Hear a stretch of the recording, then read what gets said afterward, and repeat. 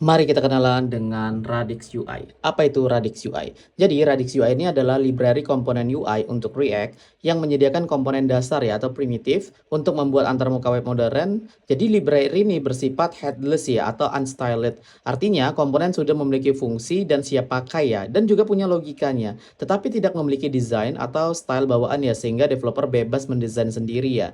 Jadi gambarannya si Radix UI ini adalah open source React component library yang fokus pada accessibility, custom design, komponen modular yang bisa digabungkan.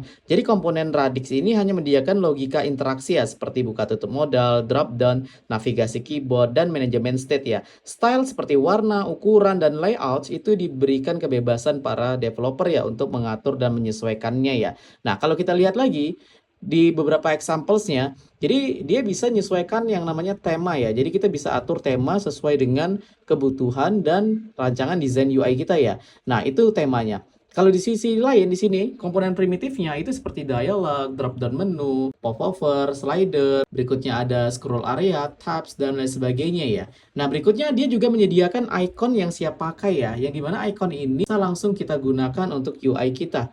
Dan dia support juga color grade ya, yang kita bisa sesuaikan dengan kebutuhannya juga ya. Ini sudah memiliki aksesibilitas dan behavior yang benar ya. Jadi misalnya dukungan keyboard dan screen reader ya. Nah, kenapa para developer itu suka dengan Radix UI ya? Yang pertama, dia itu full customable ya. Artinya kita bisa pakai Tailwind, CSS, atau styling apa saja ya. Nah, berikutnya dia punya accessibility built-in ya. Jadi sudah mengikuti standar RIA dan WCAG ya. Dan dia punya composable component. Artinya komponennya kecil yang bisa digabungkan jadi UI yang lebih kompleks. Jadi search UI itu dibangun di atas Radix UI. Table terus ada button. Kalau diklik akan tampil modalnya. Kalau kita isi modalnya, informasinya, kalau kita klik akan tampil notifikasinya.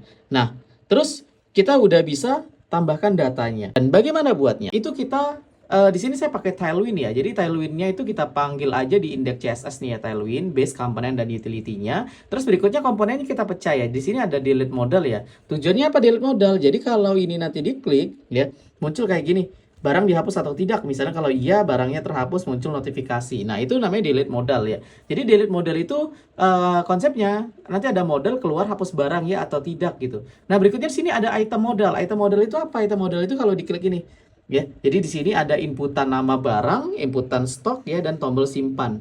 Nah, berikutnya di sini ada table. Nih. Nah, ini tab. Nah, semua komponennya kita panggil ke dalam app.tsx. Nah, di app.tsx inilah kita panggil si item modal, si table ya. Jadi kita panggil komponennya di dalam itu. Selamat menggunakan Radix UI.